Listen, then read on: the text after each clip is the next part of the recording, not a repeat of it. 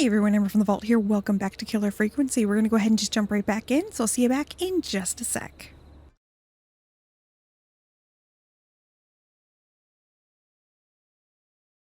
Why did you heave that thing all the way up here? Oh, yeah. The basement's creepy as hell, and I don't like standing around down there.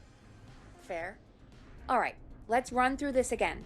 We have a creepy board you found in a creepy basement, made by our creepy janitor, who you think is the creepy whistling man. Yep. And on the creepy board are the names Chuck Brody, Kim Walker, Rebecca Allen, and Aunt Williams. Correct. Mm-hmm. And you think one of these people will be the whistling man's, Clive's, next target. That's right. And we've got to find him. You said there are 4 locations listed there too? The hospital, the power station, the gas station, and the trailer park. Clive must think the target is at one of those locations. Forrest, you're gonna have to figure out if any of the potential targets are at one of these locations tonight. Hit the button if you need any help. Oh. Okay, well, I guess I'm doing this now. Okay. I wondered why there was such a huge space there. Okay, that makes sense. All right, so we're going to figure out who this is. Just real quick, though, like I said, I don't think it's Clive. It can't be Clive, because that's like a horror trope. So maybe Clive, I don't know, maybe he knew the murderer was coming, or I don't know, maybe there's something else that's going on. Okay, anyway, I need to stop thinking because I'm going to figure it out, and then I'm going to be mad at myself for figuring it out. Okay. So these are, oop, can barely see them. Okay, well, those are the people. Why do we care about them? So, okay. Chuck Brody, Kim Walker, Rebecca Allen. Local doctor Kay Walker recommends all locals get their flu shot ASAP. Flu season is upon us. 84 is no different than any other year. Make sure you are protected. Staff surge at power station. Gallows Creek Power Station hires 20 new staff in record to hire, 12 of which were students from Gallows Creek High. Okay, well, let's look at this first. Marriage announcement. Celebrate the marriage of Kim Walker and Peter Stein.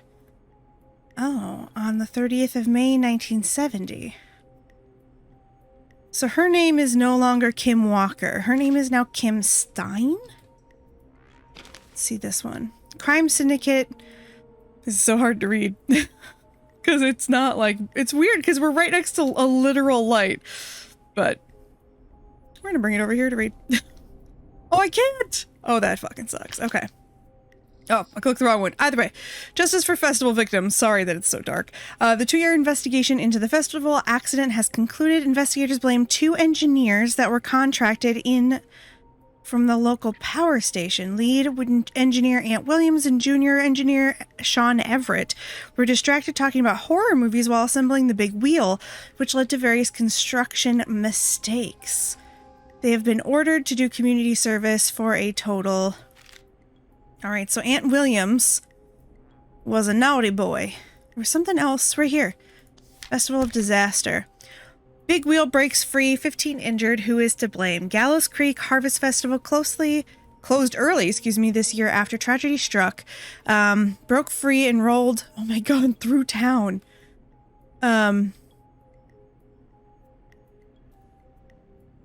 Is that what happened to Chuck?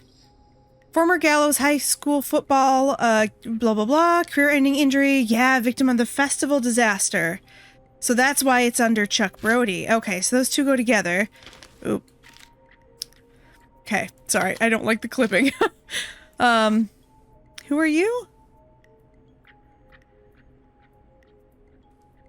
Gallows Creek Game Day, 1969. So maybe this is an image of Chuck? What does this say? Crime Syndicate impounded. God, this is so hard to read in here. Criminal operation shut down, 24 arrests. Inside informant walks free. Police have today finally put an end to the long-running car thieving crime syndicate. Arrests were made after a member gave up information on their co-conspirators to investigators. The informant, who asked to remain anonymous and will hereafter be referred to as RA, has walked free with no charges. RA. Does anyone have RA? Rebecca Allen? So maybe Rebecca did that? Let's see. Trailer for sale. Cheap. I'm sick and tired of being a local celebrity. People are so mean to me. I only stole a few cars. Who cares? Buy a new one. I'm selling my trailer and leaving town ASAP. I just want out of here. Please buy it. Okay. So that might be... If it's Rebecca, that might be Rebecca. Do you care about health and safety? Good. Then come down to the yearly convention. This is at Quiet Ridge Health and Safety Convention. Lead engineer responsible for Gallows Creek Harvests Festival or accident, whatever. Yep, that would be here. Okay. Local legend takes Manhattan. What does this say? Infamous author of tell-all book Diary of a Car Thief moves out of Gallows Creek for a new life. She stole our cars and then stole our money. Stole our time and money, said one reviewer, Jim Randy, last year. Oh, yep, Diary of a Car Thief. Look at this. Okay, and that's the picture from there, isn't it? Let's look up here again. Is this... Yep, that's Rebecca Allen. Okay. So, Rebecca Allen is, in fact, the car thief. And that is the... That's the same trailer, isn't it? 101? Maybe. I think so. The only reason I'm going to be honest, I remembered the numbers 101 is because from Fallout. Anytime I see 101. Is your car safe? The crime wave of 70 will be stopped, I can assure you. So that would probably still be this Rebecca Allen lady. Let's see. 24-hour gas station bought by local ex-lottery winner. Christine's Gas and Repair has been sold to a man who won the lottery 14 years ago. The new order claims it will keep me busy in the evening. He has asked to remain anonymous. So I don't know who that is yet. So let's put that there. I'm going to move this up a little bit. All right. Beep, beep, look out, tragedy. 5 dead, 16 injured after brakes fail on bus. I keep moving, like, the camera around quite a bit on here, and I'm sorry. I'm not sure what's going on with my hands. It's like they're twitchy tonight. I'm going to let go. Tragedy struck Gallows Creek yesterday afternoon after a bus failed to stop and crash into a fuel tanker. The deceased have been identified as Gallows Creek locals Mr. D. Rudd, Mr. M. Houghton, Mr. P. Stein, Mrs. K. Stein, and Mrs. J. Mildred. Police have asked for privacy for the families. K. Stein, I think, is Kim Walker, so she might be dead. How could she be dead? That doesn't make any sense. Hold on. She married Peter Stein, though, right? Kim Walker and Peter Stein, May 1970. This says she's dead. She's Mrs. K. Stein. But then how could local Dr. K. Walker recommend all locals get their flu shot? Is there another Walker? Oh, wait a minute. It is so hard to see here. Keith Walker, Science Club, Keith Walker. So, Keith must be the Science Club guy?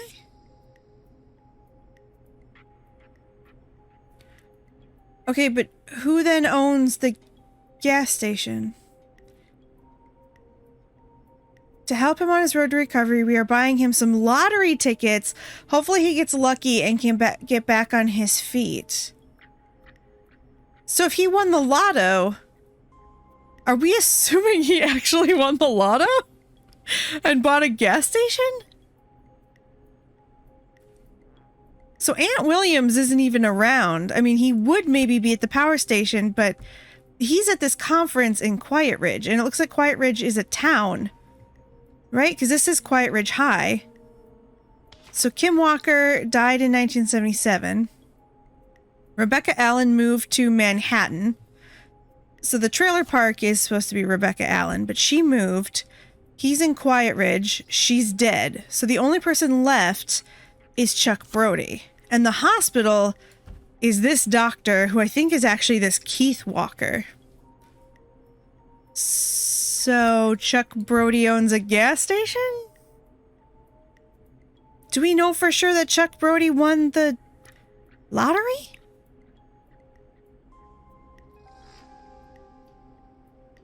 I'm gonna guess by process of elimination. Look at the little rainbow. Process of elimination that I guess it's gonna be Chuck Brody, and maybe he will be at his gas station?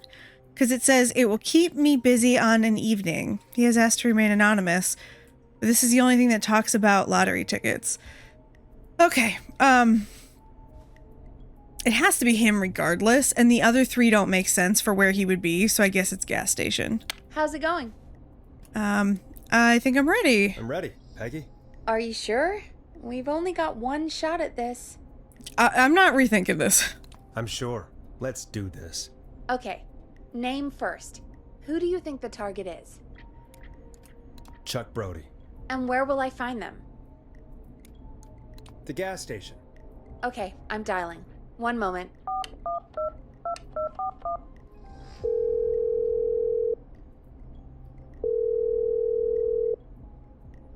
Hello? Chuck Brody! Listen, I know this sounds crazy, but we have reason to believe the Whistling Man is coming for you. You need to get yourself and everyone else out right now. The Whistling Man? Who the hell are you? Who is this? This is Forrest Nash. Listen, the Whistling Man's back. We found a list with your name on it, and... Oh God. It's today. The year I finally let myself forget. Quit talking and run! I think he ran off. Well, fingers crossed that Chuck... Jesus! It sounds like something blew up. He's using bombs now? Is Chuck? I don't know. Hang on, we're getting a call. Hello? Chuck? Chuck! Forrest! The whole goddamn gas station's gone up. Is anyone hurt? I don't think so. I got everyone to follow me out. The town's only ambulance was blown to hell, though. Yeah. Damn it, that fireball threw me. I've got to get to the hospital. I'm not feeling great. Forrest, man, I can't thank you enough, but... Damn. I gotta go. Wait, Damn it. We lost him. What was that about today?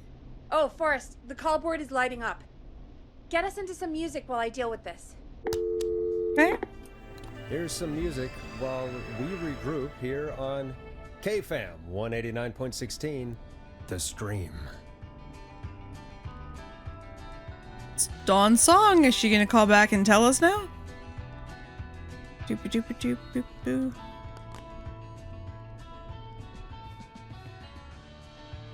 Sir? There's gotta be more in the basement to show us who Clive is targeting. And if that's the case, we can get ahead of him. Stop the killings before they can happen. Forrest, we need to go back down. By we, you mean me, right? Yep. Like I said, I need to handle all these calls. Maybe start with that creepy mannequin room you mentioned before. I still have a lot of questions about those, by the way. Me too. Bye. Okay. Do you have any other keys or anything?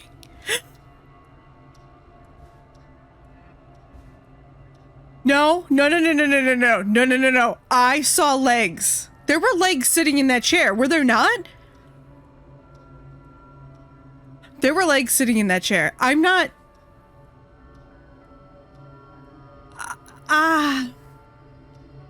Do you know that I am sitting here trying to figure out if I should stop the recording and go watch the video, because I swear to God there were fucking legs. Okay, bad news, I'm just jumpy. There was no one sitting there.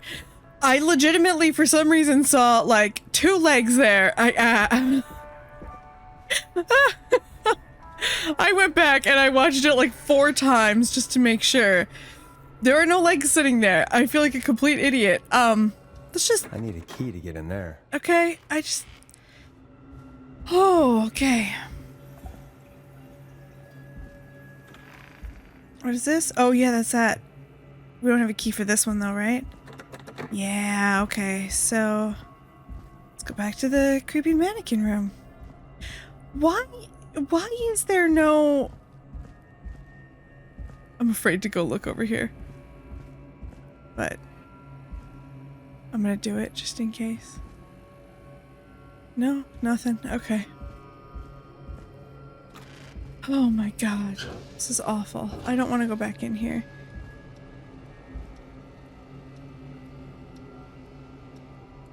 They're pointing. There's so many pictures.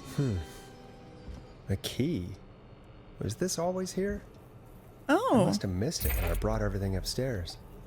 Oh, I bet you that's to that closet I was just complaining about. What is it with the fucking... Why? Why do you have those, Clive? I don't believe that Clive is the killer, because it's too convenient. So he must just be a weird guy, right? Okay. Hey, Oh god! Peggy, give me some warning before yelling down the intercom. Sorry. Oh Buzz the god! intercom when you find something and want to discuss it. Okay. God damn it, Peggy. Peggy, I've found a tape and a map down here. A map of what? Looks like it might be to somewhere in this storage area. Weird. Well, maybe the tape will give us more information. Give it a play. Okay. George Barrow, 1968. That's when this all began for me. Follow the maps, find the tapes. I'll be waiting. Wait, George Barrow? We all heard that he drowned after a night out drinking. Was it actually Clive? Has Clive really been the whistling man for that long? He says I need to follow the maps and find the tapes. I guess that's what this map is about. I think we need to see what else is hidden down here. Be careful, Forrest. Keep looking. Buzz the intercom when you found something. Are we really calling this a map? Oh. Oh, I see. I don't like this. Oh, fuck this. That's this, isn't it? Time of autopsy is 7 a.m. Cause of death is asphyxiation from drowning. The degree of rigor mortis indicates that the subject has been deceased for 5 hours. That puts the time of death... Okay. Oh, I don't love this. I don't love this. Please stop. Please. What's this? Oh, that actually looks important. Shit, I bet you this is a thing we're supposed to keep. I don't like this. Oh god, I fucking hate it. It's not even just a don't like, it's an I hate this. Okay, we're gonna have to take that with us. That's probably important to take with us. Ah, boy. I'll tell you what, the game has not had any, like... It hasn't given me the impression that we're gonna have to, like... fight anyone off or anything. So maybe we won't, but also... Oh yeah, look at that. Let's just... It's okay to be nervous. This Small looks useful. lacerations to arms, legs, and face, typically obtained by running through foliage. Severe blistering to the feet, as though the deceased had been running without stopping. At 4 a.m., a call was received from a jogger, Miss Sandra Sharp, reporting that a body had been washed up in the reservoir. I drove out to investigate and was able to identify the body at the scene as that of George Barrow. I see. I contacted the coroner's office and then the boy's parents. They informed me that they had not seen him since 7 p.m. on the 2nd. So this is by Sheriff J. Matthews. Feel like this is probably also important. I actually didn't want to put that down. I wanted to look at it. So there's another one. Ooh, we're turning around slow because we're very scared. Okay. I don't like any of this. I really don't like it. I mean, it's obviously meant to be scary. So it's not like, ooh, here we go. Preliminary toxicology results shows no signs of inebriation. However, a high amount of cortisol was found, indicating elevated levels of stress in the immediate moments before death. So he wasn't drinking. Is there anything in here? It's so hard to see. No. Okay. They're doing a great job of building tension. I gotta give them that. Not a fan of that light, though, I have to be honest. Okay, we got another one here.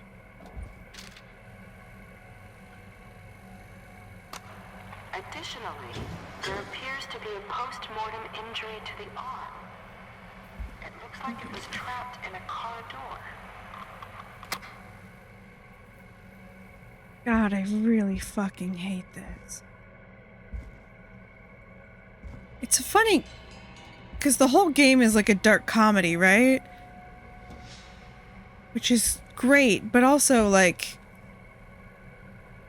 I don't know, I feel like it almost makes it scarier. It is the coroner's opinion that the subject likely feared for his life and was chased, resulting in a fall This from has to be height important. into a body of water, where he hit his head, was knocked out, and drowned. Following that, he was moved. Dr. Sullivan, we need to have a talk. Is that recording? Shut it off. That was Clive's voice. Okay. So, sorry I made you do this. Oh, Gallows Creek is in Iowa. I didn't realize that. Sorry I made you do this. I feel like these are important, so I want to take them back. Because I feel like we should keep them. But I also don't know if this is important. And also, I am waiting for a good jump scare, so... Maybe we should talk to Peggy about him. What have you found, Forrest? It's an autopsy tape. Doesn't say for who, but I think it must be for George. Poor George. He was so young. Something's bugging me, Peggy. What do you mean? I swear I recognize the voice of the woman talking on the tape. I just can't place it. Seriously? Do you think you've met her before? I don't know. I mean, I just got here recently. I don't know. Found another tape. It talks more about how George died. What did it say? It sounds like he was running for his life. Sprinting through trees and bushes, getting cut up all over. What would drive someone to do that? I'm not sure yet. There's also a tape about a toxicology report. There were no signs of drinking or that he was on anything. What? But everyone said he went swimming drunk and drowned. It was in the newspaper and everything. I found a written autopsy report. What does it say? According to that, it's just like you said at the start. George drowned after getting drunk. Said he liked to fight, too. But that contradicts the tape. I know. And I think I know why.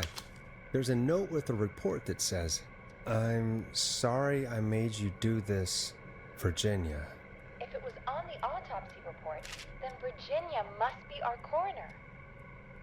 Wait, the caller from earlier, when we had to call the takeout restaurants. Virginia. Was her name Virginia?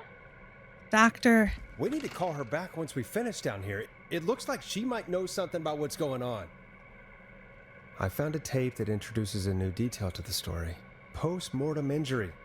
Apparently, his arm got caught in a car door. A car door? Yeah, after he died. How do you suppose they can tell? How can they tell? I'm a radio producer, not a coroner. The written report I found doesn't mention it at all. How did his arm get trapped in a car door after he died? Unless he got it when the police collected his body, I guess someone else must have moved him after he was dead to where he was eventually found. But the report, what is going on here? I found a police report. Mentions a friend from earlier, Sandra Sharp. Sandra. The jazz runner? That's right. She found George's body washed up at the reservoir. The reservoir? Yeah? What's strange about that? George got cuts from running through foliage, right? But there's no forest around there. Also, how did it wash up at the reservoir? What do you mean? Reservoirs don't have tides. But that's what the police report said. It's not possible, though. I did a school project on reservoirs and got an A. But, yeah, not important right now. The important thing is that it doesn't make sense. What are you suggesting then? That the body was originally found somewhere other than what the report suggests? That the sheriff tried to cover it up, but accidentally let something slip? Something like that. I think. Well, Sheriff Matthews wrote the report. If he hadn't been eviscerated, we could have asked him. True. But Sandra is still alive? Once we're done down here, we should give her a call. In another tape, the coroner comes to the same conclusion as I did. George was running from something. Maybe an animal? Maybe, but then there's this next bit, where the coroner thinks he was moved post-death. So she agrees with us. At the end of the tape, someone burst in and demanded Virginia stop recording. I think it was Clive. This is starting to make sense now. This is a conspiracy to cover up what happened to George. Do you think you found everything, Forrest? I think there's got to be more down here. I need to find all the tapes. You think so? How much did Clive hide down there? Well, if there are more tapes, then there must be more maps to follow, right? That seems to be the case. All right then. Buzz the intercom when you find something and want to discuss it. All right. Sorry, I was just looking at all the locations while she was talking, because I don't know, it seems like it might be important. So, okay, here we go. We were over here, last one we found. Okay, but we didn't pick this up. Okay, but that's what we just found, isn't it? Oh, okay. Because we're supposed to find this one now. Okay. Aha. Okay, so there's one more. What is this? Humpty Dumpty?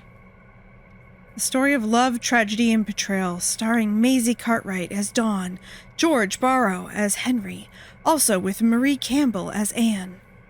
Ooh, okay. Dawn is the name our caller is using. If you're listening to this, then I'm probably dead. What the... I'm a man who likes to stay informed. I've got subscriptions to newspapers all over the country. A few weeks ago, I noticed headlines cropping up in those papers, one after the other. Each headline about a murder. Each murder, the death of someone I knew almost 20 years ago. And each one drawing closer to Gallows Creek, drawing closer to the anniversary. None of us are innocent, but I don't think we deserve killing. All I hope now is that I can save some folk from the worst, and I can. I don't know. Do something to make up for what I did back then, I guess. I didn't kill anyone, mind you, but that's past mattering. Now, there's more I could say, that I should say, but employer made it clear that my family would pay a high price if I ever spoke out. So, hopefully I've said enough for you, listener, whoever the hell you are, to start putting the truth together. Ooh, a new vinyl for my collection. What the hell? Peggy is not gonna believe this. Headed back. Not feeling nervous. We're doing fine. Except we're not. We got a new record. We'll be fine. Okay. What have you found, Forrest? I think I found Clive's last recording. I think Clive might be gone. Gone? I found a confession. Not for any killings, but for playing a part in covering up George's death. He left this behind in case he died. He hoped someone would find it. Do you think the Whistling Man already got him? Possibly. We've had a lot of callers tonight, but maybe not every victim made it to the phone, you know? We don't know how many there really are. Christ, Forrest, that's dark. I know, but Clive said he had read about other murders in other towns, and that the murders were all folks who knew about the incident. And the killings were getting closer to Gallows Creek. He said he wanted to do something good for once. The board in his office. He wasn't tracking people down to kill them. He was tracking them down to save them. Ugh, why didn't he just come out with all of this? He said his employer threatened his family if he spoke out about any of it. His employer? The one who orchestrated the cover-up? Oh, Clive. I'm sorry for thinking you'd killed all those people. Do you think you found everything? I think so. Forrest, what's going on here? Someone wanted that boy's death to seem like an accident. And they hired Clive to make it look that way. Come back upstairs when you're ready. We need to figure out our next step.